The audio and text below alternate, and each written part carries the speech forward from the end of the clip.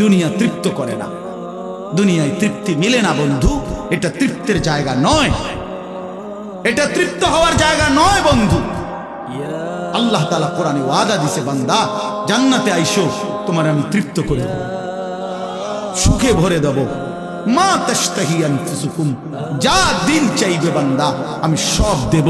তোমার চাওয়া শেষ হইলে ওয়ালাদাইনা মাজিদ, আমার কাছে আরো অগণিত আছে কোটি কোটি নিয়ামত, যেগুলো তুমি নামও জানো না, চেনেও না বান্দা। তুমি চাও নাই, আমি আল্লাহ নিজের থেকে আরো কোটি কোটি দেব। তুমি আইসো বান্দা, তুমি জান্নাতে আসো, তুমি সবর করো, অপেক্ষা করো। আল্লাহ আমাকেও বুঝার তৌফিক দান করে, সবাইকে বুঝার তৌফিক দান করে। আপনাদের এই মাহফিল আমি শুরু থেকেই বললাম, কষ্টের আয়াত, কষ্ট করে ভাবেন, নিজের ফিকির করেন, নিজের ভালো নিজের কল্যাণ ভাবতে শিখেন। আমি যে আয়াতগুলো করছি এবার তর্জমা শুনেন, তাইলে আমার কথা শেষ। আয়াতগুলো মূল বক্তব্য হইল, আল্লাহ তাআলা বলছেন এই পৃথিবী একদিন শেষ হবে, হাসরের মাঠ কায়েম হবে, মানুষগুলোর দুইটা অবস্থা হবে, কিছু আমার প্রিয় বান্দা হবে, কিছু নাফরমান বান্দা হবে। আল্লাহ তাআলা এই কথাটা খুব গুরুত্ব দিয়া কোরআনে বুঝাইছে, বান্দা এই রং রসের এই সৌন্দর্যময় পৃথিবী তোমার কাছে যত লোভনীয়ই মনে হোক, আকর্ষণীয় মনে হোক, তবে এটা নিশ্চিত যে তুমিও থাকবা না, দুনিয়াও থাকবে না। এই কথাটা মনে রাখো বান্দা, এটা যদি মনে রাখতে পারো তো জিন্দেগি সুন্দর, জীবন সুন্দর হবে। এই জন্য কোরআনুল কারীমে আল্লাহ তাআলা খুব এই কথাটা বুঝাইতে চাইছে, বান্দা এই এত সুন্দর পৃথিবী দেখে তুমি যতই বিমোহিত হও, মুগ্ধ হও, তো মনে রাখো এটা থাকবে, আমি একদিন ভেঙে ফেলব। ইদাস সামাউন ফাতারাত, আসমান ভেঙে চুরচুর হবে। ওয়া ইদাল কাওয়াকিবুন তাসারাত, তারকারাজি খসে খসে পড়বে, পাহাড়গুলো উঠতে থাকবে তুলার মতো। ওয়া তাকুনুল জিবালু কাল ইহনিল মানফুশ ওয়া বুসাতিল জিবালু বাসসা, পাহাড়গুলো তুলার মতো উঠতে থাকবে, সাগর নদীর পানিগুলো টকবক করে উতরাইতে থাকবে। মা তার কোলের বাচ্চাকে ছুঁড়ে ফেলে দিবে, গর্ভবতী নারীর বাচ্চা নিজে নিজে বের হয়ে যাবে, সব মানুষ পাগলের মতো মাতালের মতো হয়ে যাবে। ইসরাফিল ফু দিবে, জমিনের মধ্যে ভূমিকম্প শুরু হবে, বিকট শব্দে আওয়াজ হবে। আল কারিআতু মাল কারিআ। আল্লাহ তাআলা এই কথাগুলো বহুভাবে বহু আয়াতে বুঝাইতে চাইছেন, বুঝাইয়া বলছেন, বান্দা একদিন তুমিও শেষ হবা, আমার এই সৃষ্টি জগৎ শেষ হবে, হাসরের মাঠ কায়েম হবে। তো এখানেও আল্লাহ তাআলা বলছেন, কাল্লা ইদা দুক্কাতিল আরদু দাক্কান দাক্কা, সাবধান বান্দা, মনে রেখো এই জমিন একদিন চূর্ণ বিচূর্ণ হয়ে যাবে। কি হবে বলেন না? ওইখানে একটা কথা আছে, লম্বা কথা, অতুহিব্বুনাল মালা হুব্বান জাম্মা। আল্লাহ তাআলা বলেন, বান্দা দুনিয়ার মাল আর সম্পদের ভালোবাসাটাকেই তোমরা খুব গভীরভাবে দিলের মধ্যে বসায় লাইলা। তবে মনে রাখো, দুনিয়াকে তুমি যত ভালোবাসো, যত মজবুত করো, যত বিল্ডিং, যত ফাইলিং, যত মজবুতই হোক না কেন, এটাই মনে রাখো, আমি আল্লাহ এই জমিন, এই সৃষ্টি একদিন ভেঙ্গে চুরে তছনছ করে চূর্ণ বিচূর্ণ হয়ে যাবে। কাল্লা ইদা দুক্কাতিল আরদু দাক্কান দাক্কা। এরপরে হাসরের মাঠ কায়েম হবে। তো হাসরের মাঠের দৃশ্যটা আল্লাহ তুলে ধরছে, যে হাসরের মাঠ কায়েম হবে, মানুষগুলো সব দাঁড়ানো থাকবে, আদম থেকে ইসরাফিলের ফু পর্যন্ত। এই দাঁড়ানো অবস্থায় আল্লাহ তাআলা বলতেছেন, ওয়াজা রাব্বুক, আল্লাহ তাআলা মহান আল্লাহ পাক, তিনি তার শান অনুপাতে হাসরের ময়দানে উপস্থিত হবেন।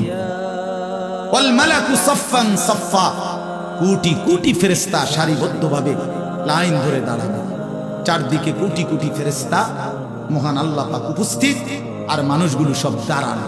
এই কল্পনা করে এবার কি হবে? আল্লাহ বলেন, জি আয়াউমা ইদিন জাহান্নাম।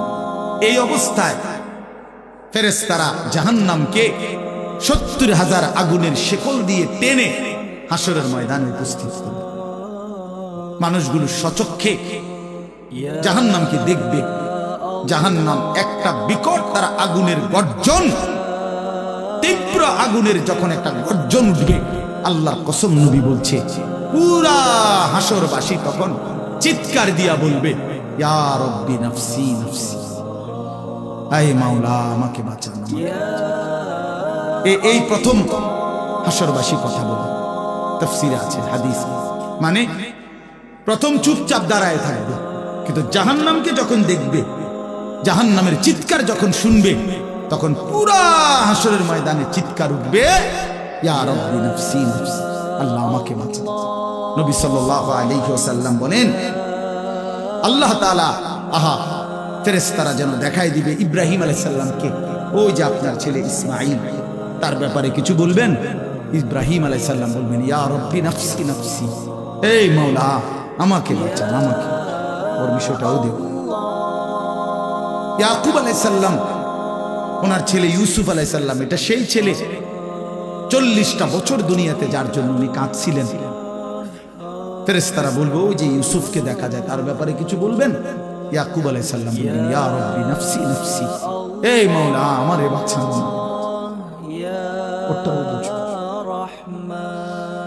ওয়াজিআ ইয়াউমাইদিন বিজাহান্নাম, জাহান্নামকে হাসরের ময়দানে আনা হবে। বন্ধু, বিষয়টারে তুমি আমি খামখেয়ালি মনে করো না বাপ।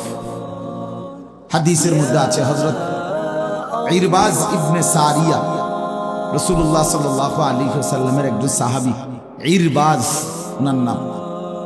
উনি বর্ণনা করছেন যে একদিন রাসূলুল্লাহ সাল্লাল্লাহু আলাইহি সাল্লাম আমাদের মাঝে ওয়াজ করলেন। ওয়াজানা রাসূলুল্লাহ সাল্লাল্লাহু আলাইহি ওয়াসাল্লাম। দুই একজন স্বেচ্ছাসেবক ভাই কাজ করে খেদমত করো, যে বলো যে বসতে। তো আল্লাহ রাসূল সাল্লাল্লাহু আলাইহি সাল্লাম তিনি বলেন যে আমাদেরকে ওয়াজ করলেন। এই ওয়াজ, এই শব্দটা কোরআনের শব্দ, রাসূলুল্লাহ সাল্লাল্লাহু আলাইহি সাল্লামের জন্য ব্যবহৃত শব্দ। ওয়াজ ওয়াজ এটাই সুন্দর। প্রোগ্রাম, এই আজকেও একজন আমারে একটু আগে, হুজুর এখন কোথায় প্রোগ্রাম? না, কোথাও না। হয়তো আপনি এখন কোথাও কোরআনে ওয়াজ যাবেন না? হ্যাঁ যাবো, ওয়াজে তো আছে আব্দুল্লাহপুর দেবিদ্যালয়। মানে আমার তো এখন এটা ওয়াজ মাহফিল, প্রোগ্রাম।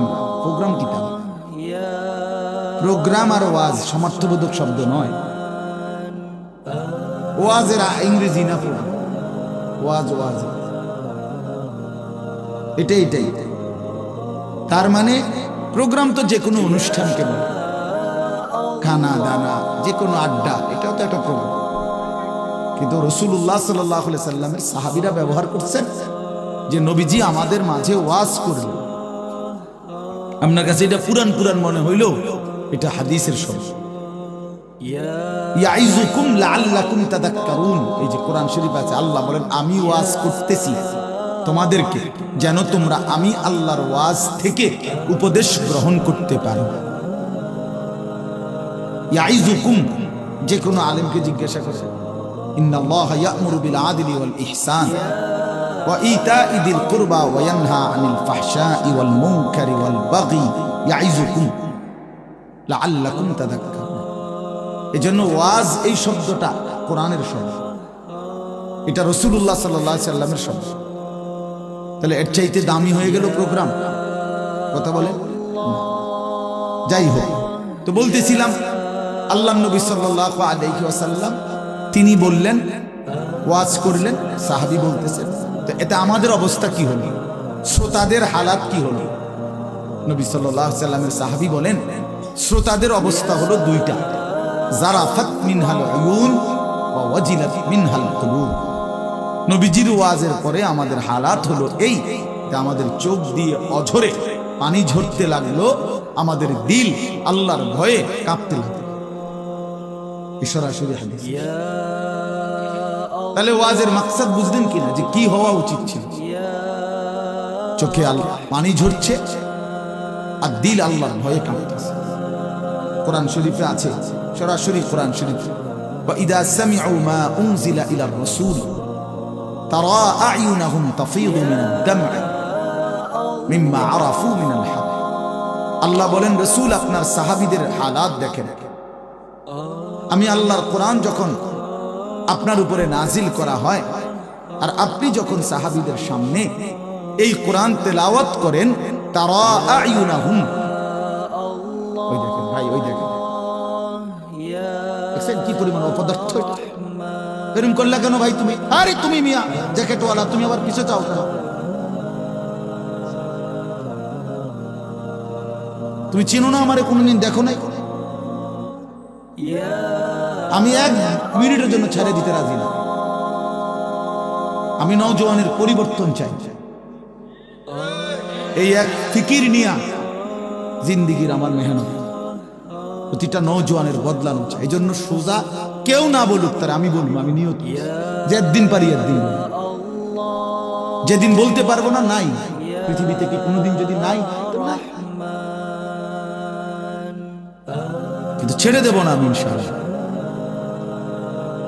লক্ষ লক্ষ মুসলমানের কিশোর তরুণ যুবক একরকম এটা ভাবছে এরা ছেলেরা যে কোনো অভিভাবক না, আপন মা বলার সাহস পায় না, আপন বাবা বলার সাহস পায় না, এলাকার কেউ কিছু বলার সাহস পায় না। তোমরা ছেলেরা মিয়া যা মন চায় তাই করতেছো নিজের খেয়াল খুশি মতো। আরে ভাইয়া, এভাবে নিয়ন্ত্রণহীন, অভিভাবকহীন, কারো তত্ত্বাবধানবিহীন জীবন জন্তু জানোয়ারের জীবন বেটা। আমি বললাম বেটা, যার মাথার উপরে কোনো ছায়া নাই, যার কোনো অভিভাবক নাই, যারে আগলাইয়া রাখে না কেউ, যারে শুধরাইয়া দেয় না কেউ, আল্লাহর কসম ওই জীবন জানোয়ারের জীবন বেটা, জন্তু জানোয়ারের জীবন। তোমার মনে যা চাই তাই করবা, এটাকে আল্লাহ কোরআনে বলছে এই লোকটার পরিচয় হলো সে জানোয়ার, যার জীবনের কোনো নিয়ন্ত্রণ নেই। রাতের বাজে 3টা ঘুমায় না, সকাল বাজে 9টা ওঠে না। দেখিতা তো পাগল না ছাগল নাই, পতনেরও টাইম নাই, ওড়নেরও কি নাই। এটা কোনো জীবন না, এটা জানোয়ারের জীবন না। সারা রাত, রাতের 3টা বাজে মোবাইলে উলঙ্গ ছবি দেখতেছে।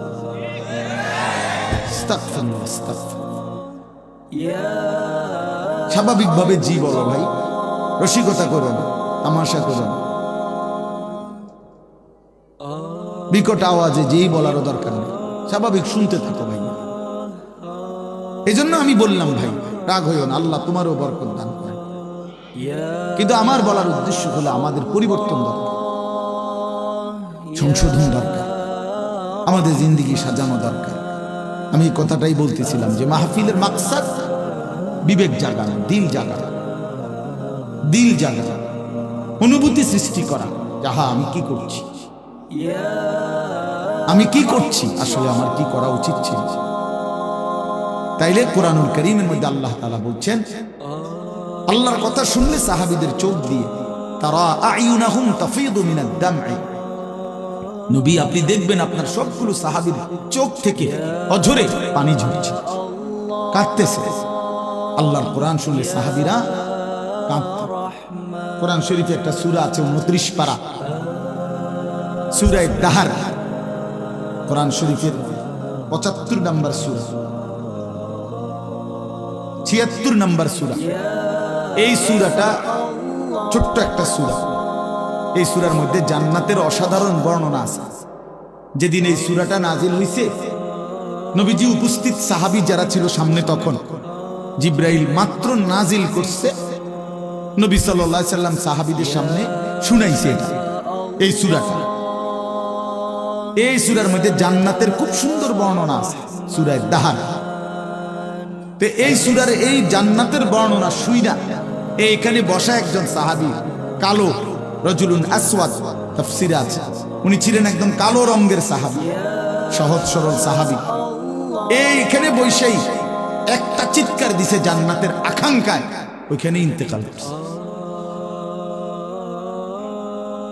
আল্লাহ নবী সাল্লাল্লাহু আলাইহি সাল্লাম বলছেন, লাকাদ আখরাজা নাফসা সাহিবিকুম আশ-শাওকু ইলাল জান্নাহ, তোমাদের সাথী জান্নাতের শৌক আগ্রহে জীবন দিয়ে দিল। দেখো, जान दिए दिले जान, निकल जाए दम तेरे कदमों के नीचे, यही दिल की हसरत, यही दिल की आरज़ू। আল্লাহর প্রিয় বান্দারা এটা বলে যে হে বড় মাওলা, আপনার কদমের নিচে জীবন দিয়ে দিলাম। এটাই ছিল দিলের তামান্না, এটাই ছিল দিলের আফসোস, আহাজার। সাহাবায়ে কেরাম যখন আল্লাহর জন্য শহীদ হইতেন, অসংখ্য সাহাবীদের জীবনীতে আছে, যুদ্ধের ময়দানে যখন শহীদ হইতেন রক্ত মাখা শরীর নিয়ে, শেষ মুহূর্তে সাহাবীরা একটা কথাই শুধু বলতেন, ফুস্তু ওয়া রাব্বিল কাবা, কাবার রবের কসম আমি কামিয়াব হয়ে গেলাম, আমি সফল। ফুস্তু অর্থ হলো আমি সফল হয়ে গেলাম, সফল হয়ে গেলাম। তার মানে শহীদ ব্যর্থ হয় নাই, শহীদ কি হয়েছে? সফল হয়েছে। শহীদ জীবন পেয়েছে, নতুন করে জীবন পেয়েছে। এই জন্য আমার ভাই, আল্লাহর জন্য আল্লাহর কথা শুনলে দিলের হালাত এমনই হয়। হাদিসের মধ্যে আছে হযরত আব্দুল্লাহ ইবনে মাসউদ রাদিয়াল্লাহু তাআলা আনহু, তিনি বলছেন যে একদিন নবীজি আমাকে বলছেন কোরআন শরীফ তেলাওয়াত করে শুনাইতে, নবীজিকে শুনাইতে। হযরত আব্দুল্লাহ ইবনে মাসউদ রাদিয়াল্লাহু তাআলা আনহু বলেন, আমি সূরা নিসা, এই সূরার প্রথম 40টি আয়াত একটানা নবীজিকে মাথা নোয়ায়া আদবের সাথে নবীজিকে শুনাইতেছিলাম। 40টা আয়াত পর্যন্ত যখন তেলাওয়াত করলাম, হযরত আব্দুল্লাহ ইবনে মাসউদ বলেন, নবী সাল্লাল্লাহু আলাইহি সাল্লাম তখন বলেন, হাসবুকাল আন, এখন থামো। তো 40 আয়াত পরে যখন আমি থামলাম, হযরত আব্দুল্লাহ ইবনে মাসউদ বলেন, ফালতাফাততু ইলাইহি, আমি নবীজির দিকে চোখ তুলে তাকালাম, ফাইদা আইনাহু তাদরিফান, তিনি বলেন, আল্লাহর কসম আমি দেখতে পাইলাম আল্লাহ নবী সাল্লাল্লাহু আলাইহি সাল্লামের দুই চোখ দিয়ে অজরে পানি ঝরছে। তিনি বহুক্ষণ ধরে কাঁদতেছেন। তাহলে এই ছিল রাসূলুল্লাহ সাল্লাল্লাহু আলাইহি সাল্লামের হালাত, এই ছিল সাহাবায়ে কেরামের হালাত। আল্লাহর কথা শুনলে নবী নিজেও কাঁদতেন, সাহাবায়ে কেরামও কি করতেন? কাঁদতেন। প্রিয় ভাই আমার, বন্ধু আমার, আমরা মুসলমান। আমি এই কথাটাই শুরু করছিলাম, গাফেল, বঞ্চিত, খামখেয়ালি। কেন নামাজ পড়ি না, মসজিদে যাইতে ভাল লাগতেছে না, কেরুম লাগতেছে, কি জানি কেরুম লাগতেছে, পাগল কোথাকার বেটা, কেরুম লাগতেছে, এটাও কই তারস না তুই?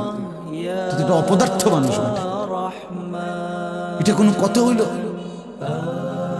এই জন্য বললাম, মানে আসল কথা হইল গাফেল, খামখেয়ালি।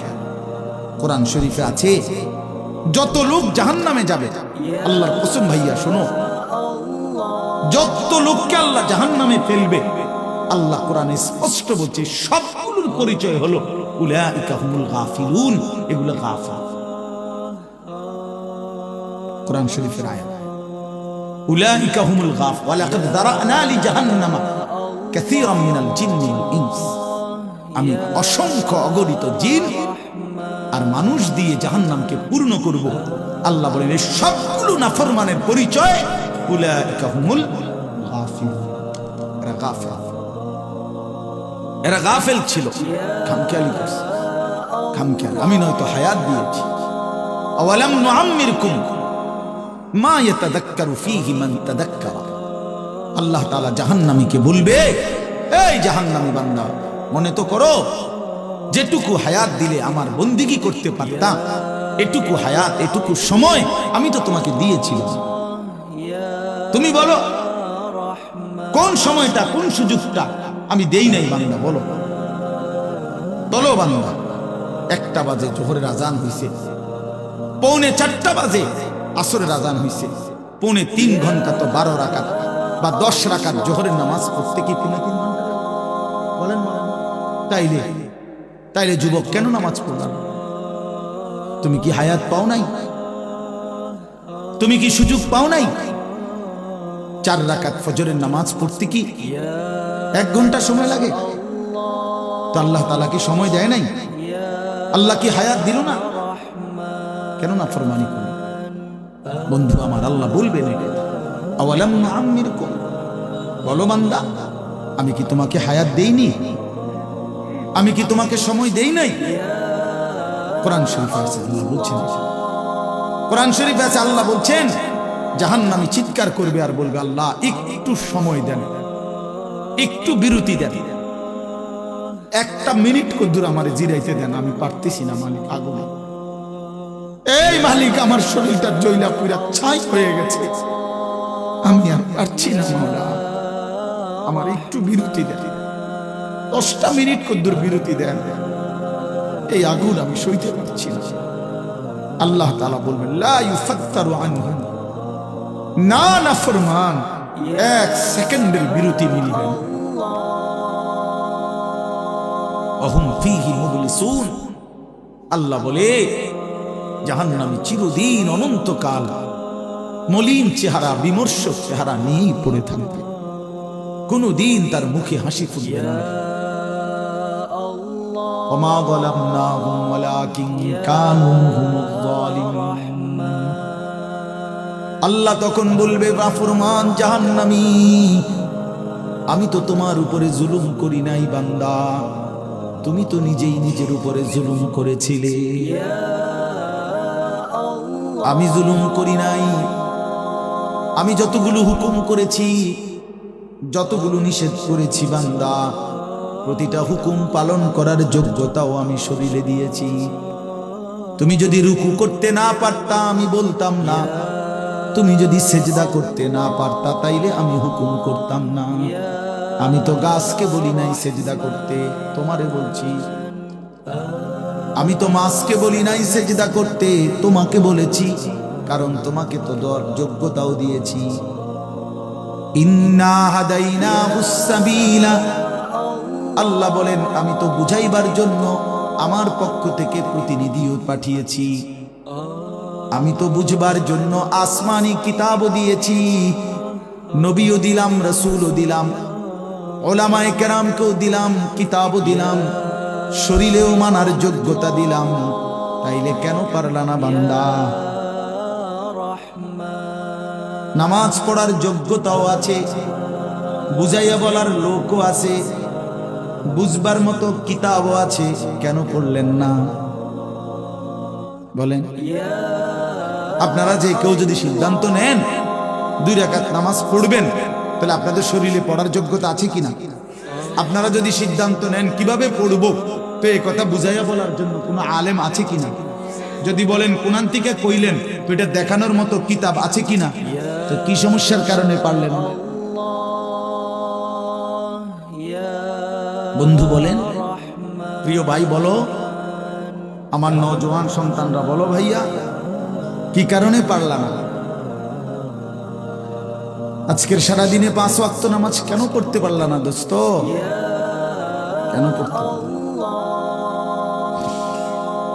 হ্যাঁ, এই পৃথিবীতে কত বন্ধুর কত আবদার রক্ষা করলেন, পরম বন্ধু মহান আল্লাহ পাকের কোনো আবদার রক্ষা করলেন না। সামান্যটুকু উপকার যে করছে তারে কতবার থ্যাংক ইউ দিলেন। 24 ঘন্টা যিনি লালন পালন করছে তারে একবারও সেজদা দিলেন না।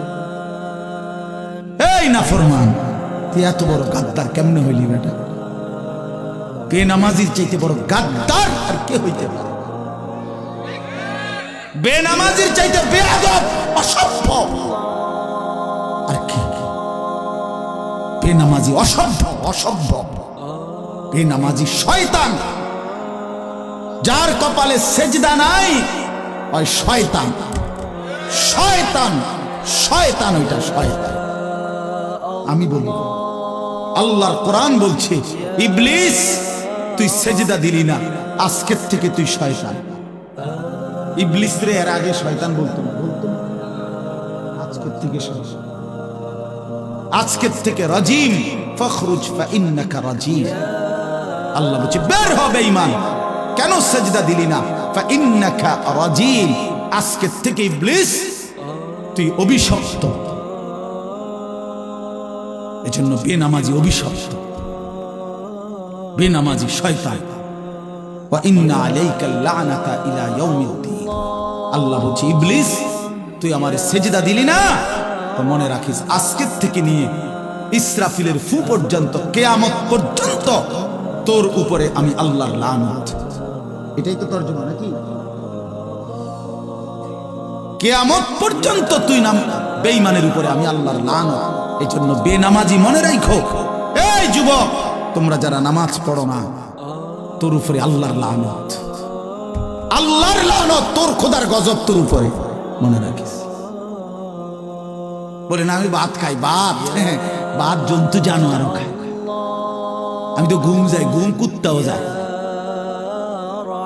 কুকুরও খায়, কুকুরও পেশাব পায়খানা করে, কুকুরেরও যৌন চাহিদা পূরণ হয়, এই জন্য কুকুরেরও বাচ্চা কাচ্চা হয়। এটা কোনো অবাক কিছু না। আপনি ভাত কতটি খান আর ঘুম যান আর পেশাব পায়খানা করেন আর লজ্জাস্থানের চাহিদা পূরণ করেন, এরই নাম যদি জীবন হতো, তাই জানোয়ারের সাথে তফাৎ কি? বলেন না কেন? জন্তু জানোয়ারের সাথে আমাদের জিন্দেগির তফাৎ কোথায় ভাইয়া? কি ব্যস্ততায় পড়ে গেলেন এই বাবারা, বন্ধুরা আমার, কি ব্যস্ততায় মালিককে সেজদা দিতে পারলেন না? মা সালাকাকুম ফি সাকার ক্বালু লাম নাকু মিনাল মুসাল্লিন। আল্লাহর ফেরেশতা জাহান্নামীকে বলবে, হে জাহান্নামী বেঈমান, কে তোকে জাহান্নামে কেন নিয়ে আসলো? কেন আসলি জাহান্নামে? বন্ধু আমার শুনো বন্ধু, আল্লাহর কোরআনে আল্লাহ বলেন, জাহান্নামী বলবে ক্বালু লাম নাকু মিনাল মুসাল্লিন, ফেরেশতা ভাইয়া, কারণ আমি নামাজি ছিলাম না, এজন্য জাহান্নামী হলাম। ওয়াইলুন ইয়াওমাইদিল লিল মুকাদ্দিবিন ওয়া ইযা ক্বিলা লাহুম ইরকাউ লা ইয়ারকাউন। বলে সমস্ত মিথ্যাবাদী নাফরমান পাপী, সেদিন মনে রেখো হাসরের ময়দানে তোমাদের জন্য জাহান্নাম। যদি বলেন কেন, আল্লাহ বলেন ওয়া ইযা ক্বিলা লাহুম ইরকাউ লা ইয়ারকাউন, বারবার তাকে বলা হয়েছে নামাজের জন্য, রুকু করতে, সেজদা করতে, নাফরমান আমি আল্লাহকে সেজদা করে নাই, নামাজ পড়ে নাই, রুকু করে নাই, এজন্য এই সরাসরি কোরআন আয়াত। আল্লাহ বলেন কাল্লা ইদা বালাগাতিত তারাকি ওয়া কিলা মান রাক ওয়া যান্না আন্নাহুল ফিরাক ওয়ালতাফাতিস সাকু বিস-সাক ইলা রাব্বিকা ইয়াওমাইদিনিল মাসাক ফালা সাদ্দাকা ওয়ালা সাল্লা। আল্লাহ বলেন, আল্লাহর নবীর জবানে নবীজি বুঝাইছেন এই তাফসিরে, নবীজি বলছেন উম্মত, কোন নাফরমান পাপীর জান কবজের সময় মালাকুল মউত আজরাইল তার রূহটা তার কলিজা থেকে একটা টান দিয়ে ছিঁড়ে ফেলবে। ছিঁড়লে রূহটা এসে কণ্ঠনালীর কাছে আটকায় যাবে, এই গলার কণ্ঠনালীতে। কাল্লা ইদা বালাগাতিত তারাকি, কণ্ঠনালীতে যখন নাফরমানের রূহ আটকায় যাবে, তো আজরাইল ধইরা টাইনা ছিঁড়া টুকরা টুকরা করে এরপরে এই রূহটাকে ছিঁড়া ভিড়া বাইরে। তো কোরআনে আল্লাহ বলছে কেন এমন এমন নির্মম মৃত্যু হলো, কেন তার কলজা ছিঁড়া ফেললো, আজরাইল তার রূহটা ছিন্ন ভিন্ন করে দিল, এমন করলো কেন? আল্লাহ বলেন কারণ দুইটা, ফালা সাদ্দাকা ওয়ালা সাল্লা, এই নাফরমান আমি আল্লাহরে বিশ্বাস করে নাই এবং নামাজ আদায় করে নাই। কি আদায় করে নাই? ভাত খাও, ভাতে তো দুগা খাও নাকি তা? হ্যাঁ, মোবাইল টিপো আর মানুষের বেডি দেখো, দেখো ভাইয়া দেখো, কুলু ওয়া তামাত্তাউ কালিলান ইন্নাকুম মুজরিমুন। আল্লাহ বলে নাফরমান, অল্প সময়ের দুনিয়া খাও, ভোগ করো, শুধু মনে রেখো তুমি নাফরমান। এখন ভাত খাও, পরে ফিরে হবে। কবরের প্রথম ঘন্টায় আমি বুঝাই দেব আমি মালিক কেমন। কাল্লা সাউফা তা'লামুন আলহাকুমুত তাকাসুর হাত্তা যুরতুমুল মাকাবির কাল্লা সাউফা তা'লামুন। আল্লাহ বলে দুনিয়ায় ডুবে থাকতে থাকতে আমি আল্লাহকে আখিরাতকে ভুলতে ভুলতে দুনিয়া বাড়ানোর নেশা প্রতিযোগিতা বেঈমান তোরে গাফেল বানায় দিল। এরই মধ্যে একদিন তুই কবরে পৌঁছে গেলা, এই কবরে আসলেই তুমি বুঝতে পারবা আমার নাফরমানির শাস্তি কি। আল্লাহ রাসূল সাল্লাল্লাহু আলাইহি ওয়াসাল্লাম বলছেন কবর নাফরমানকে একটা চাপ দিবে, একটি চাপে ডান পাশের মাটি বাম দিকে, বাম দিকের মাটি ডান পাশে, এভাবে আইসা আটকায় যাবে। হাত্তা তাখতালিফা আদলাউহু। নবীজি বলেন ডান পাশের হাড্ডি পাঁজর ভাঙ্গা বাম পাশের গুলো ডান পাশে এইভাবে আঙ্গুল যেভাবে ঢোকে এইভাবে হাড্ডি একটার ভিতরে ঢুকে যাবে। কি মনে করছো দোস্ত, আমার বন্ধু, আমার এটা নিশ্চিত আল্লাহর কথা মিথ্যা হয় না। ১৫০০ বছরে এই কোরআনের প্রতি অক্ষর নিয়া আপনজন দুশ্মন, ইমানদার নাফরমান, বেঈমান, হিন্দু, বৌদ্ধ, ইহুদি, খ্রিস্টান, নাস্তিক, মুরতাদ, বুদ্ধিজীবী, গবেষক, পণ্ডিত, দার্শনিক, বিজ্ঞানী, সবাই কাফের বেঈমানরাও যুগে যুগে এই কোরআনের প্রতিটা অক্ষর নিয়ে পরীক্ষা করছে, পর্যালোচনা করছে, বিশ্লেষণ করছে, কিন্তু একটি নোক্তা অক্ষর ভুল, মিথ্যা, অসত্য, অযৌক্তিক, অবাস্তব, অপ্রাসঙ্গিক আজকের এই মিনিটে প্রমাণ করতে পারে না। যদি সন্দিহান হইতো তত প্রমাণ হয়ে যাইতো যে এই সমস্ত তথ্য উপাত্তের আলোকে প্রমাণিত হলো কোরআনের এই আয়াতটি ভুল। সেটা কোনটা? এমন হইছে? কথা বলে না কেন? বলো জেনারেল শিক্ষিত ছেলেরা, তোমরা বলো ভাইয়া, পদার্থবিজ্ঞান, জীববিজ্ঞানের কোন তথ্যের আলোকে কোরআনের কোন তথ্য ভুল? রসায়ন বিজ্ঞান, উদ্ভিদ বিজ্ঞান সহ যাবতীয় বিজ্ঞানের কোন সূত্র মতে কোরআনের কোন শব্দ ভুল হয়েছে, কোন তথ্য ভুল হয়েছে? হয়েছে বাবা। তো তাইলে কবর ভুল হবে কেন? আখিরাত ভুল হবে কেন? জান্নাত ভুল হবে কেন? হাসরের মাঠ ভুল হবে কেন? ইসরাফিলের ফু মিথ্যা হবে কেন? এই পৃথিবী যে ধ্বংস হবে এই কথা মিথ্যা হবে কেন? মিথ্যা হবে কেন? যদি মিথ্যা হতোই তো আল্লাহ তাআলার দুনিয়াবি কথাগুলো তো ভুল হইতো, সেগুলো তো ভুল হয় না। নবী সাল্লাল্লাহু আলাইহি সাল্লামের 1450 বছরে আমাদের নবী সাল্লাল্লাহু আলাইহি সাল্লামকে নিয়ে শুধু মুসলমানরাই গবেষণা করে নাকি? কাফের বেঈমান আমাদের চাইতে বেশি করে, আমাদের চাইতে বেশি গবেষণা করে নবীজিকে নিয়ে, কিন্তু আপনজন দুশ্মন সবার গবেষণায় মুহাম্মদ আরবি সাল্লাল্লাহু আলাইহি সাল্লাম তিনি সর্বশ্রেষ্ঠ। বন্ধু পরীক্ষা করলেও তিনি শ্রেষ্ঠ, দুশ্মন পরীক্ষা করলেও তিনি শ্রেষ্ঠ। বাহ! হ্যাঁ, তিনি সবার পরীক্ষা। রাসূলুল্লাহ সাল্লাল্লাহু আলাইহি সাল্লামের প্রতিটা আচরণ, উচ্চারণ, চলাফেরা, কথাবার্তা, কাপড়, লেবাস, পোশাক, হাঁটা চলা, খানা, খাদ্য, পেশাব, পায়খানা, আহার, নিদ্রা, 24 ঘন্টার প্রতিটা নড়াচড়া পৃথিবীর সর্বোচ্চ শ্রেষ্ঠ মডেল, সবচেয়ে সুন্দর, সবচেয়ে সুন্দর। তিনি হাসলেও সুন্দর, তিনি কাঁদলেও সুন্দর, তিনি হাঁটলেও সুন্দর, তিনি বসলেও সুন্দর। এজন্য প্রিয় ভাই, আমার বন্ধু, আমার বেনামাজি হইও না বাপ। মাঝ বয়সী যারা আপনাদেরকে বলি, একটা চা দোকান নামাজ পড়তে দেয় না, একটা সিএনজি নামাজ পড়তে দেয় না, একটা অটো রিক্সার নামাজ পড়তে দেয় না, একটা বুটমুড়ির দোকান নামাজ পড়তে দেয় না, সামান্য কুদ্দুর ক্ষেতের ফসল নামাজ পড়তে দেয় না, 12,000, 14,000, 20,000 টাকার একটা চাকরি, এটা আপনাকে এক ওয়াক্ত নামাজ পড়তে দেয় না। হায় হায় বদনসিব! কয় টাকার বিনিময়ে আল্লাহকে ভুলে গেল? 20,000 টাকার বিনিময়ে। একটা দোকানে কয় হাজার টাকা বেতন, এই 30,000, 40,000 টাকার বেচা কিনার বিনিময়ে আল্লাহকে ছেড়ে দিলেন। যুবক ভাই, তোমরা এই 12, 14, 20,000 টাকার একটা মোবাইলের কাছে আল্লাহকে ছেড়ে দিলা। মাত্র 20,000 টাকায় তুমি ইমানদার বিক্রি হয়ে গেলা। ছি ছি ছি! মোমেন তো এত কম দামে বেচা হয়, এত অল্প দামে তো বেচা হবার কথা না ভাই। মাত্র একটা 15-20,000 টাকা দামের মোবাইলের কাছে তো বিক্রি হয়ে গেল।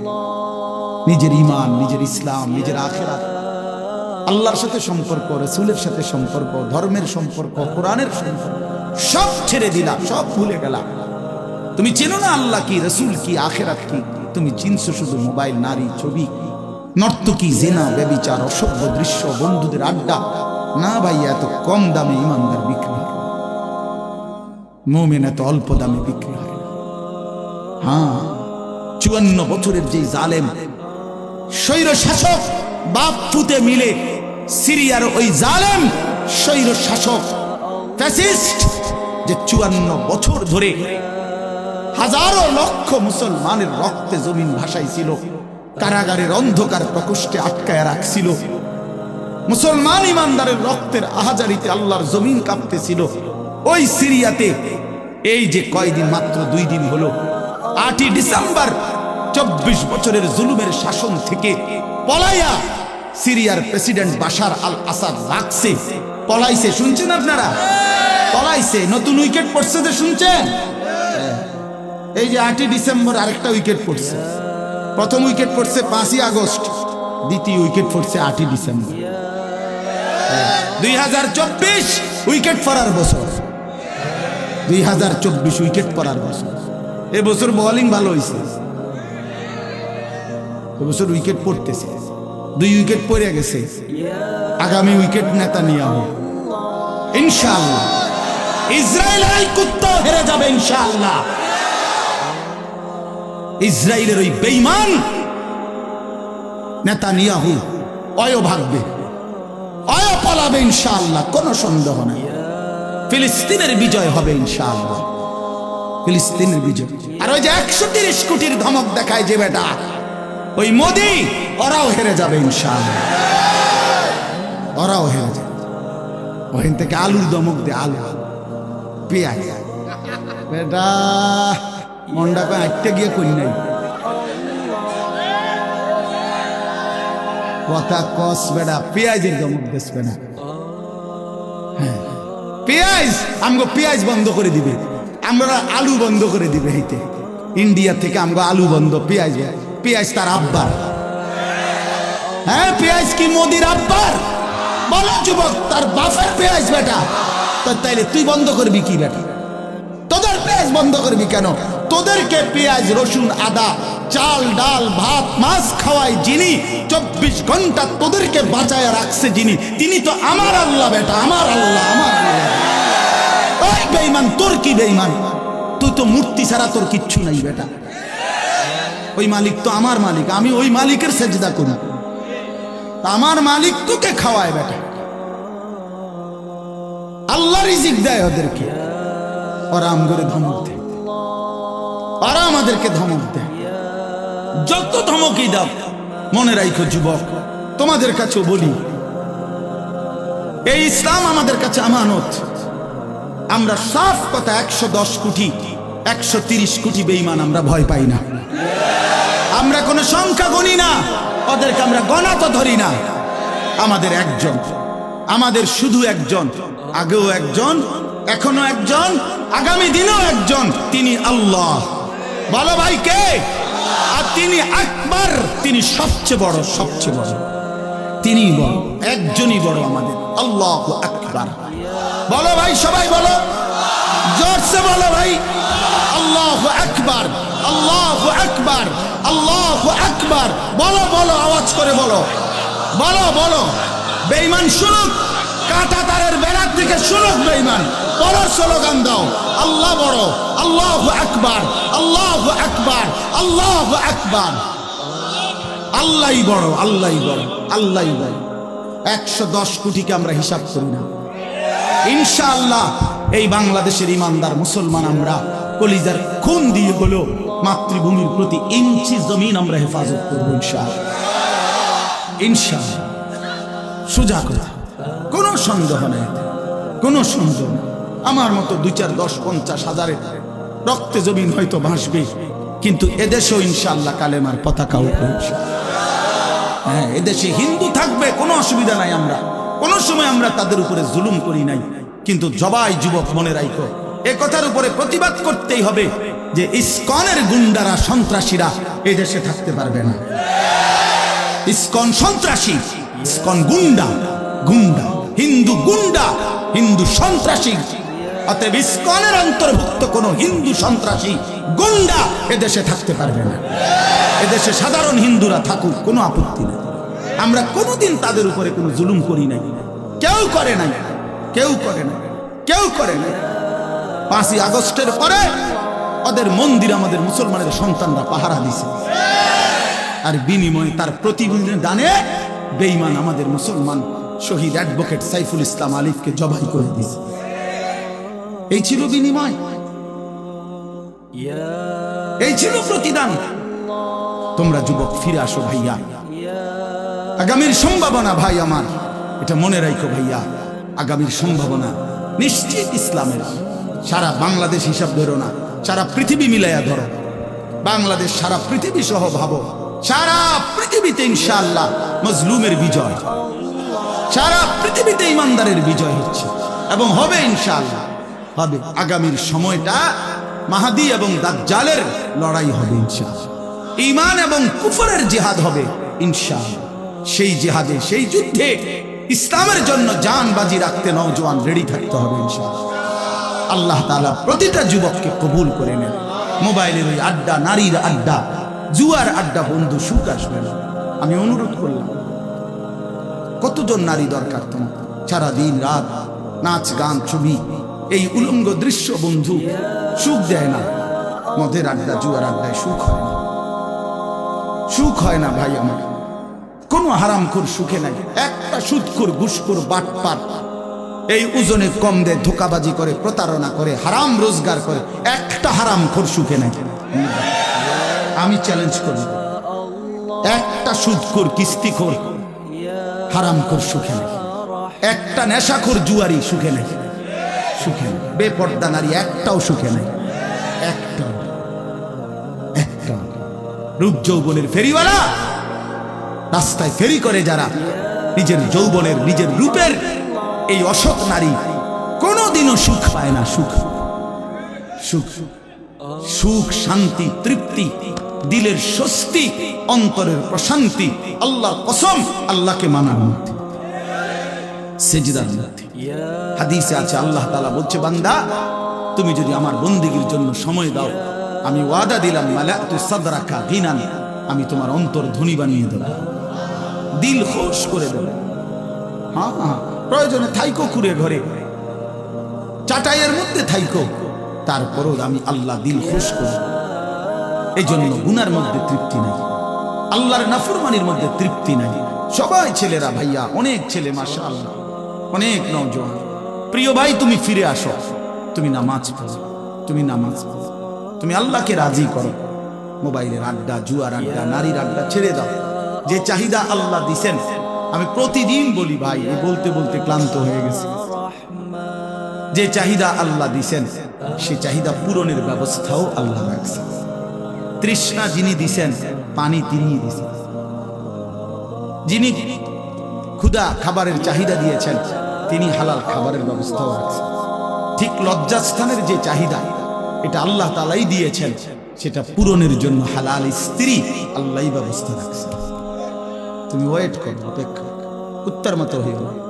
সারাদিন বেডি, নারী, ছবি, না, এটা জানোয়ারের স্বভাব। মাথালুহু কামাথালিল কালব ইন তাহমিল আলাইহি ইয়ালহাস আও তাতরুকহু ইয়ালহাস। আল্লাহ বলছেন নাফরমান কুত্তার মতো। সরাসরি কোরআন শরীফের আয়াত। রাগ করার সিস্টেম, রাগ করে যাবেন না, কার লগে রাগ করবেন? হ্যাঁ, হুজুর এত বড় কথা না, হুজুর এত বড় কথা কইছে না, আল্লাহ বলছে। সহ্য হয়নি আমনে? কার লগে রাগ করবেন আপনি? আল্লাহ বলছে ফামাসালুহু কামাসালিল কালব, নাফরমান কুত্তার মতো। কালব অর্থ কি? কুকুর। ইন তাহমিল আলাইহি ইয়ালহাস আও তাতরুকহু ইয়ালহাস, মানে কি? আল্লাহ বলছে তার উপরে যদি বোঝা চাপায় দেয়, তাইলেও সে জিহ্বা বাইর করে দেয়, আর যদি বোঝা সরায় দেয়, তারপরও জিহ্বা বাইর করে। লুভি লুভিয়ে থাকে, জিহ্বা বাইর করে থাকে। তার মানে তার তামাম দুনিয়া দিলেও সে আরো দুনিয়া চায়, আবার না দিলেও এ আফসোসে করে। তো তৃপ্তি হলো কোন? তৃপ্তি হলো কোন?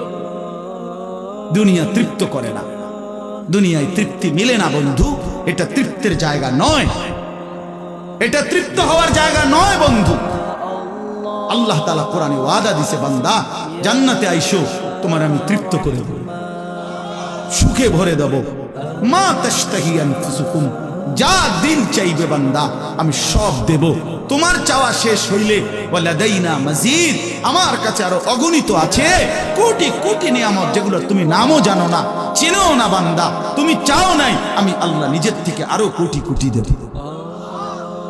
তুমি আইসো বান্দা, তুমি জান্নাতে আসো, তুমি সবর করো, অপেক্ষা করো। আল্লাহ আমাকেও বুঝার তৌফিক দান করে, সবাইকে বুঝার তৌফিক দান করে। আপনাদের এই মাহফিল, আমি শুরু থেকেই বললাম, কষ্টের আয়োজন। কষ্ট করে ভাবেন, নিজের ফিকির করেন, নিজের ভালো নিজের কল্যাণ ভাবতে শিখেন। আমি যে আয়াতগুলো পড়ছি এবার তর্জমা শুনেন, তাইলে আমার কথা শেষ। আয়াতগুলো মূল বক্তব্য হলো আল্লাহ তাআলা বলছেন এই পৃথিবী একদিন শেষ হবে, হাসরের মাঠ কায়েম হবে, মানুষগুলোর দুইটা অবস্থা হবে, কিছু আমার প্রিয় বান্দা হবে, কিছু নাফরমান বান্দা হবে। আল্লাহ তাআলা এই কথাটা খুব গুরুত্ব দিয়া কোরআনে বুঝাইছে, বান্দা এই রং রসের এই সৌন্দর্যময় পৃথিবী তোমার কাছে যত লোভনীয়ই মনে হোক, আকর্ষণীয় মনে হোক, তবে এটা নিশ্চিত যে তুমিও থাকবা না, দুনিয়াও থাকবে না। এই কথাটা মনে রাখো বান্দা, এটা যদি মনে রাখতে পারো তো জিন্দেগি সুন্দর হবে, জীবন সুন্দর হবে। এই জন্য কোরআনুল কারীমে আল্লাহ তাআলা খুব এই কথাটা বুঝাইতে চাইছে, বান্দা এই এত সুন্দর পৃথিবী দেখে তুমি যতই বিমোহিত হও, মুগ্ধ হও, তো মনে রাখো এটা থাকবে। আমি একদিন ভেঙে ফেলব, ইযাস সামাউন ফাতারাত, আসমান ভেঙে চুরচুর হবে, ওয়া ইদাল কাওয়াকিবুন তাসারাত, তারকারাজি খুশি খুশি পড়বে, পাহাড়গুলো উঠতে থাকবে তুলার মতো, ওয়া তাকুনুল জিবালু কাল ইহনিল মানফুশ, ওয়া বুসাতিল জিবালু বাসসা, পাহাড়গুলো তুলার মতো উঠতে থাকবে, সাগর নদীর পানিগুলো টকবক করে উতরাইতে থাকবে, মা তার কোলের বাচ্চাকে ছুঁড়ে ফেলে দিবে, গর্ভবতী নারীর বাচ্চা নিজে নিজে বের হয়ে যাবে, সব মানুষ পাগলের মতো মাতালের মতো হয়ে যাবে, ইসরাফিল ফু দিবে, জমিনের মধ্যে ভূমিকম্প শুরু হবে, বিকট শব্দে আওয়াজ হবে, আল কারিআতু মাল কারিআ। আল্লাহ তাআলা এই কথাগুলো বহুভাবে বহু আয়াতে বুঝাইতে চাইছেন, বুঝাইয়া বলছেন, বান্দা একদিন তুমিও শেষ হবা, আমার এই সৃষ্টি জগৎ শেষ হবে, হাসরের মাঠ কায়েম হবে। তো এখানেও আল্লাহ তাআলা বলছেন, কাল্লা ইদা দুক্কাতিল আরদু দাক্কান দাক্কা, সাবধান বান্দা, মনে রেখো এই জমিন একদিন চূর্ণ বিচূর্ণ হয়ে যাবে। কি হবে বলেন না? ওইখানে একটা কথা আছে, লম্বা কথা, আতুহিব্বুনাল মালা হুব্বান জাম্মা। আল্লাহ তাআলা বলেন, বান্দা দুনিয়ার মাল আর সম্পদের ভালোবাসাটাকেই তোমরা খুব গভীরভাবে দিলের মধ্যে বসায় লাইলা, তবে মনে রাখো দুনিয়াকে তুমি যত ভালোবাসো, যত মজবুত করো, যত বিল্ডিং, যত ফাইলিং, যত মজবুতই হোক না কেন, এটাই মনে রাখো আমি আল্লাহ এই জমিন, এই সৃষ্টি একদিন ভেঙ্গে চুরে তছনছ করে চূর্ণ বিচূর্ণ হয়ে যাবে। কাল্লা ইদা দুক্কাতিল আরদু দাক্কান দাক্কা। এরপরে হাসরের মাঠ কায়েম হবে। তো হাসরের মাঠের দৃশ্যটা আল্লাহ তুলে ধরছে যে হাসরের মাঠ কায়েম হবে, মানুষগুলো সব দাঁড়ানো থাকবে, আদম থেকে ইসরাফিলের ফু পর্যন্ত। এই দাঁড়ানো অবস্থায় আল্লাহ তাআলা বলতেছেন, ওয়াজা রাব্বুক, আল্লাহ তাআলা মহান আল্লাহ পাক, তিনি তার শান অনুপাতে হাসরের ময়দানে উপস্থিত হবেন। ওয়াল মালাকু সাফফান সাফফা, কোটি কোটি ফেরেশতা সারিবদ্ধভাবে লাইন ধরে দাঁড়াবে, চারদিকে কোটি কোটি ফেরেশতা, মহান আল্লাহ পাক উপস্থিত, আর মানুষগুলো সব দাঁড়ানো। এই কল্পনা করো হাসরের। এবার কি হবে? আল্লাহ বলেন, জি আয়াউমা ইদিন জাহান্নাম। এই অবস্থায় ফেরেশতারা জাহান্নামকে ৭০,০০০ আগুনের শেকল দিয়ে টেনে হাসরের ময়দানে উপস্থিত করবে। মানুষগুলো সচক্ষে জাহান্নামকে দেখবে।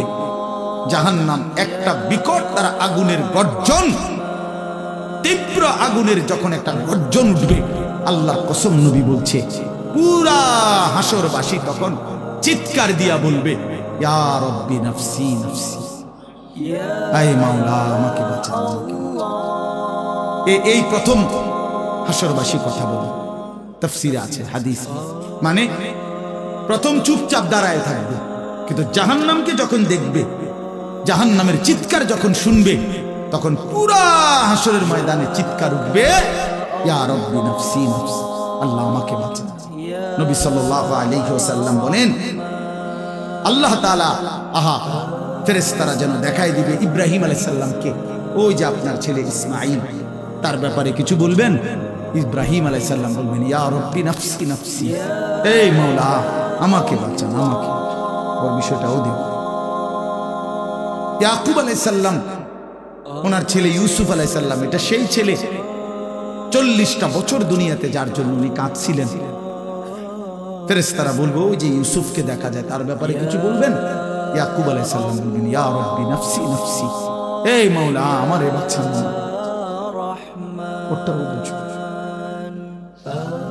ওয়াজি আইয়াউমা ইদিন জাহান্নাম, জাহান্নামকে হাসরের ময়দানে আনা হবে বন্ধু। বিষয়টারে তুমি আমি খামখেয়ালি মনে করো না বাপ, এতগুলো কোরআনের আয়াত মিথ্যা হইতে পারে না। ১৬ লক্ষ নবী রাসূল, আদম থেকে নবী সাল্লাল্লাহু আলাইহি সাল্লাম সমস্ত আম্বিয়া কেরাম চিল্লায়া উম্মতের দুয়ারে দুয়ারে গিয়ে আখিরাতের কথা বলছে, কবরের হাসরের। এগুলো ভুল হবে কেন, মিথ্যা হবে কেন ভাইয়া? প্রতিদিন যে মানুষগুলো কবরে যায়, তুমি কি দেখো না ভাই এই মানুষের মৃত্যু, লাশ, কবর তোমার কিছুই মনে করায় না? জলজ্জান্ত যে মানুষটা তোমার আমার চোখের সামনে হাঁটতো, চলতো, ফিরতো, খাইতো, ঘুমাইতো, দোকান করতো, বাজার করতো, কত কথা বলতো, আজ এত মানুষ জানাজায় উপস্থিত, কতজন কত কথা বলতেছে, কিন্তু খাটিয়ার ওই লাশ সে তো আর কথা বলে না।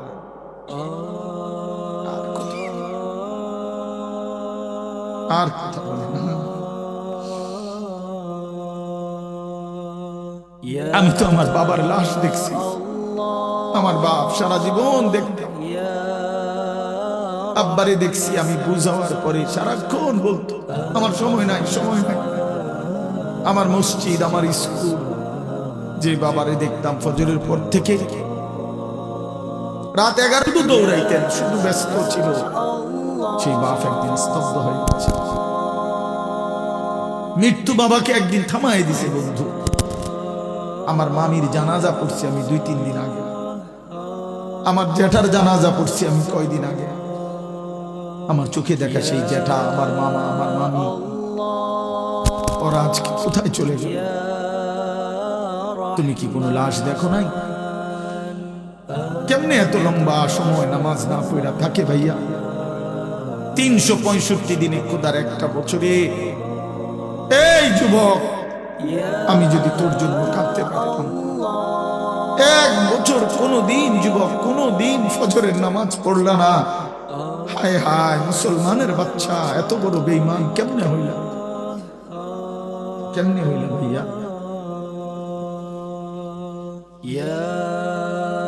এ কেমন জিন্দেগি ভাই? কোনদিন নামাজ পড়বো না? একজন মুসলমান 30 বছর মিথ্যা বলে। একজন মুসলমান 30 বছর সুদ খায়। এটা কেমন ভাইয়া? ইনসাফের সাথে, ইনসাফের সাথে। وجيء يومئذ بجهنم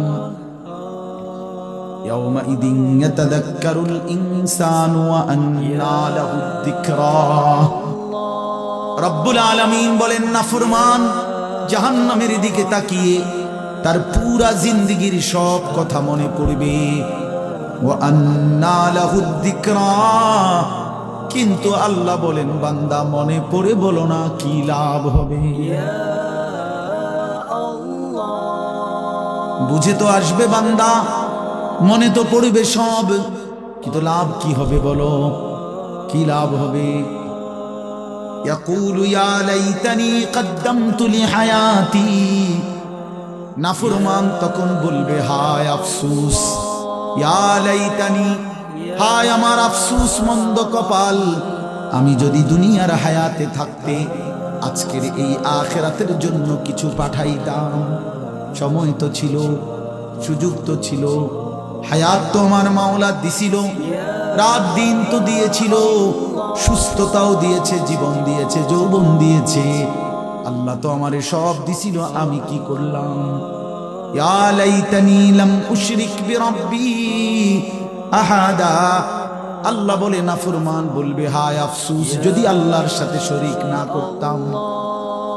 ইয়া লাইতানি কুনতু তুরাবা, নাফরমান বলবে হায় আফসোস আজ যদি মাটি হয়ে যেতাম, আজ যদি মাটি হয়ে যেতাম। ইয়া লাইতানি ইত্তাখাযতু মা'আর রাসূল সাবিলা, নাফরমান বলবে হায় আফসোস যদি রাসূলের পথ ধরতাম। ইয়া লাইতানি লাম আত্তাখিজ ফুলানান খলিলা, হায় আফসোস যদি অসৎ লোককে বন্ধু না বানাইতাম, চরিত্রহীনকে যদি বন্ধু না বানাইতাম, আজকে তো আমিও বেঁচে যেতাম। ইয়া লাইতানি কুনতু মাআহুম ফাফুজা ফাওজান আযীমা, হায় আফসোস যদি নেককারদের সঙ্গী হতাম, তাহলে তো আজকে আমিও সফল হতাম। চলেন বন্ধু, শেষ কথা, ফায়াউমা ইদিল্লা ইউআযিবু আযাবাহু আহাদ ওয়া লা ইউথিকু ওয়াথাকাহু আহাদ। আল্লাহ বলে, বান্দা সেদিন আমি আল্লাহর পক্ষ থেকে তুমি নাফরমানকে যেই আযাব দেওয়া হবে, বান্দা বিশ্বাস করো এমন আযাব তোমারে আর কেউ কোনোদিন দেয় না। এমন ফিডা তুমি আর খাও নাই, এমন বেইজ্জতি আর কোনোদিন হও নাই বান্দা, এমন শাস্তি আমি আল্লাহর পক্ষ থেকে দেওয়া হবে। ওয়ালা ইউসিকু ওয়াথাকাহু আহাদ, আল্লাহ বলে নাফরমান আমার ফেরেশতা তোরে যেই বাঁধাটা বাঁধবে, এমন শক্ত বাঁধা বান্দা তোরে আর কেউ কোনোদিন বাঁধে নাই। আল্লাহ আমাকে মাফ করে। ইয়া আইয়াতুহান নাফসুল মুতমাইন্নাহ, বিপরীত দিকে এবার আল্লাহ তাআলা ইমানদার নেককার বান্দাকে ডাক দিবে। মানে ওই যে এনেটা ফিডাফিডি চলতে আছে, নাফরমানরে টাঙ্গাইয়া ফিরতে আছে, বানতে আছে, একটা মায়ের চলতে আছে, এই কারণে আবার আমার নেককার বান্দা নিয়ে আবার ঘাবড়ায়া যায়। আমার আব্বারে দেখতাম, এত রাগী মানুষ ছিল, আমগো বড় কোনো বাইরে যদি আব্বা লাঠি নিত ফিডার লাইয়া, আমার মনে আছে ছোটবেলায় আমি দেখেই কাইন্দে দিতাম, চিৎকার দিতাম। আব্বা কইতো না, না তোর তো আব্বা কিছু কই না আব্বা। তো আল্লাহ তাআলা বলেন আমার ইমানদার বান্দা নিয়ে আবার ঘাবড়ায়া যায়, তা আল্লাহ নিজেই ডাক দিবেন, ইয়া আইয়াতুহান নাফসুল মুতমাইন্না, হে আমার প্রিয় আত্মা, পবিত্র আত্মা, প্রশান্ত আত্মা, আমার ইমানদার বান্দা, ইরজিই ইলা রাব্বিক, কোন ঘাবড়ায়ো না, তুমি তোমার মাওলা আমি রবের কাছে আসো, রাদিয়াতাম মারদিয়া, আমিও তোমার উপরে রাজি, খুশি, তুমিও আমার উপরে খুশি। কোন টেনশন করো না, ঘাবড়ায়ো না, ওইটা ফিডা চলবো, তুমি মাইতো না, তুমি টেনশন করো না। ফাদখুলি ফি ইবাদি ওয়াদখুলি জান্নাতি, আল্লাহ বলবে আমার নেককার বান্দা, প্রিয় বান্দা, তোমার আমার আরো নেককার বান্দা এখানে আছে, ওদের সাথে গিয়া মিশো, একসাথে আমার জান্নাতে ঢোক, আমার জান্নাত। এই শেষ কথাটা বলি, প্রিয় ভাই হযরত মাওলানা মুফতি ইয়াসিন আহমদ ফারুকী মাওলানা সাহেব অসুস্থ বললেন, শুনছি আমি, আল্লাহ তাআলা পুরাপুরি শিফায়ে কামিলা আজেলা দান করে। আমি নিজে কোমরের ব্যথা আছে 2 দিন, প্রচন্ড ব্যথা, এরপরও আল্লাহর দয়ায় আসার সুযোগ হয়েছে। তো বলতেছিলাম ভাইয়া, এই শেষ কথাটা হলো, এখানে একটা কথা আছে, ওয়াদখুলি জান্নাতি, এই জান্নাতি, আল্লাহ বলবে বান্দা আমার জান্নাতে ঢোকো। তো তাফসীরের মধ্যে লিখছে, ইমানদার বান্দা, নেককার বান্দা, তার সারা জিন্দেগীর কষ্ট মেহনতের বিনিময়ে, আমলের বিনিময়ে হাসরের ময়দানে আল্লাহ যখন বলবে আমার জান্নাতে ঢোকো, আল্লাহর কসম ইমানদার বান্দা খুশিতে আনন্দে আত্মহারা হয়ে যাবে যে মালিক আমারে মালিকের জান্নাতে ঢুকতে দিয়েছে। কালকে আমি এক জায়গায় মাহফিলে যাইতেছিলাম, তা আমার একজন ঘনিষ্ঠ বন্ধু কোম্পানিগঞ্জ বাজারের ব্যবসায়ী নুরুল আলম ভাই, ওরে আমি ফোন দিলাম, দোস্ত আপনি কই? কয় আমি তো যাওয়ার জন্য রেডি হয়েছি। আমি বলছি না না, আপনি আমার গাড়িতে যাবেন, আপনি আমার গাড়িতে যাবেন।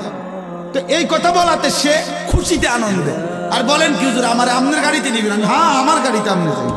এই কথা বলাতেই খুশি হয়ে গেছে।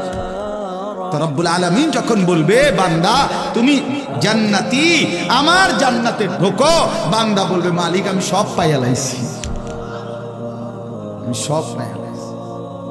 এই জন্য ইনশাআল্লাহ কেউ না উঠি, ছেলেরা ভাইয়া তোমরা উঠো না বাপ, দয়া করে সবাই মেহেরবানি করে আমাদের প্রিয় ভাই হযরত মাওলানা মুফতি ইয়াসিন আহমদ ফারুকী দামাত বারাকাতুহুল আলিয়া, তার জবান থেকে নসিহত শুনে দোয়া করে এরপরে আমরা যাওয়ার চেষ্টা করি। আল্লাহ তাআলা সবাইকে ভালো করেন, প্রত্যেকেই নামাজের ফিকির করি, 5 ওয়াক্ত নামাজ পড়লে ইনশাআল্লাহ জিন্দেগি সুন্দর হবে। মোবাইলের আসক্ত যুবক ছেড়ে দাও, নারীর আসক্তি ছেড়ে দাও, যেটুকু প্রয়োজন মোবাইল ওটুকু প্রয়োজনীয় হালাল কাজে ব্যবহার করো, কোনো মানা নাই বন্ধু। কিন্তু হারামের কাজে, গুনাহের কাজে জিন্দেগিটা নষ্ট করো না বন্ধু। দুনিয়াও আফসোস হবে, আখিরাতেও আফসোস হবে। আল্লাহ তাআলা আমাদের প্রতিটা সন্তানকে কবুল করেন। প্রিয় ভাই, তোমরা বসো ভাইয়া, যে কতক্ষণই শুনো বসো না ভাই। এই নওজোয়ান ভাই বসো, চাইয়া রেছেন ব্যাটকে কারে কয় বুঝে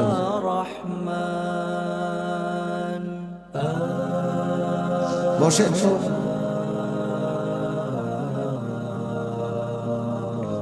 আল্লাহর কথা বসে শুনতে হয়, আল্লাহর কথা জুতা খুলে শুনতে হয়, আল্লাহর কথা আদবের সাথে শুনতে হয়, আল্লাহর কথা সর্বোচ্চ মনোযোগ দিয়ে শুনতে হয়, তাইলে জিন্দেগি বদলায়। কোনো গাফেল আল্লাহর কোরআন থেকে লাভবান হইতে পারে, গাফেল বঞ্চিত হয়, মানে যে খামখেয়ালি। এজন্য প্রিয় ভাই, এটা জরুরি বিষয়। একজনও বুট খাইও না, বুটও খাইবা আল্লাহর কথাও শুনবা, ফায়দা হবে না। বাদামও খাইবা আল্লাহর কথাও শুনবা, কোনো ফায়দা হবে না, নিজের ভিতরে কোনো অনুভূতি জাগবে না। প্রতিটা ওয়াজের মাকসাদ কিন্তু দিল জাগানো, দিল জাগানো, নিজের ভেতরটাকে, ঘুমন্ত বিবেকটাকে জাগিয়ে তোলা, এটাই মূল একটা মাকসাদ, অন্যতম মাকসাদ। প্রতিটা আয়োজনের পিছনে অনেক কষ্ট আছে। এই মাহফিল, এই প্যান্ডেল, এই স্টেজ, পোস্টার, হ্যান্ডবিল, ওলামায়ে কেরামকে দাওয়াত দেওয়া, যথোপযুক্তভাবে এদেরকে নিয়ে আসা, ঠিক মতো গুছগাছ করা, অনেক কাজ। আগামী শনিবার 14 তারিখ আমার মাদ্রাসায় বার্ষিক মাহফিল। তো আজকে প্রায় 14-15 দিন ধরে মাদ্রাসার বড় ছাত্ররা, ওস্তাদরা সারা দিন রাত কাজ করতেছে, সারা দিন, এখনো কোনো শেষ হয়নি। আজকে বুধবার শেষ, কালকে বৃহস্পতি, শুক্র, শনিবারে মাহফিল। তো বাস্তবতা হলো আসলে অনেক কাজ, অনেক কিছুই করতে হবে একটা মাহফিলের জন্য। তো এই সবটা আয়োজন ভাইয়া 10 টাকা, 5 টাকা, কারো কাছ থেকে 100 টাকা, এরকম কষ্ট করেই একটা মাহফিলের ফান্ড একসাথে করা। কেউ তো আর একসাথে দিয়ে দিছে না বলে যে যাও আমি সব দিয়ে দিই। তাইলে এই সবটা কষ্টের আয়োজন বুঝি 10 টাকার বুটের জন্য শেষ হয়ে যাবে, এটা কথা হল। 30 টাকার চটপটি, 20 টাকার বাদাম, এইটুকু খাইতে খাইতে সময়টা আমরা শেষ করে দিলাম। এটা ভাইয়া ইনসাফ হইতে পারে। এতটা কষ্টের আয়োজনের মধ্যে এই সামান্য বুট, বাদাম, চটপটি, বেলুন, ফুটকা, এতটুকু দিয়ে এত কষ্টের ইন্তজাম নষ্ট করে দেওয়া, এটা জুলুম ছাড়া কিছু অন্যায়, অন্যায়। কোরআনুল কারীমের মধ্যে আছে, আল্লাহ তাআলা বলেন, কুল মা ইনদাল্লাহি খায়রুম মিনাল লাহবি ওয়া মিনাত তিজারা। হে নবী, আপনি বলেন যে হে আল্লাহর বান্দারা, তোমাদের জন্য আল্লাহর কাছে যা আছে তা তোমাদের এই তামাশা দুনিয়ার এবং ব্যবসা, আয় উপার্জন, এর চাইতে অনেক উত্তম, অনেক উত্তম। 3 ঘন্টায় বেচা কিনায় যা লাভ, একটি সিজদায় তার চাইতে কোটি কোটি গুণ বেশি। তোমার সারাদিনের বেচা কেনায় যা মুনাফা, আল্লাহকে একবার ডাকার মধ্যে তার চাইতে কোটি গুণ বেশি মুনাফা। এই জন্য এটা বহু কথা বলো না। এই ভাই, 2টা চাটাই বিছাইতে গেলে এতগুলো কথা বলো কেন?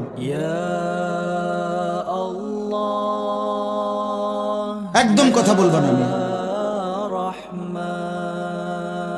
ভাই, তোমরা যদি বসতে রাজি না হও তো বাইরে চলে যাও।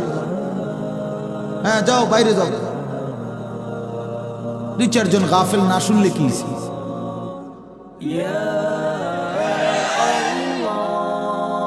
ভিতরে বসতে হবে, সাফ কথা।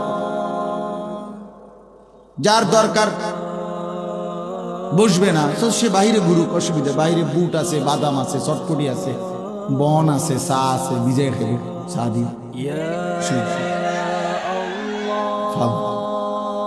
এই জন্য ভাই এটা জরুরি। আমি এ ব্যাপারে শক্ত। আল্লাহর কথা দিল দিয়ে শুনতে হবে। আল্লাহর কথা মনোযোগ দিয়ে শুনতে হবে। যাদের হাতে মোবাইল, আমার অনুরোধ ভাইয়া, এই হাতে ধরা মোবাইলগুলো নামায় ফেলে, ভালো হবে। আমি অনুরোধ করব, এটা ভালো হবে। আল্লাহর কথা আমাদের চোখের দিকে তাকাইয়া শুনলে এতে ফায়দা বেশি হয়।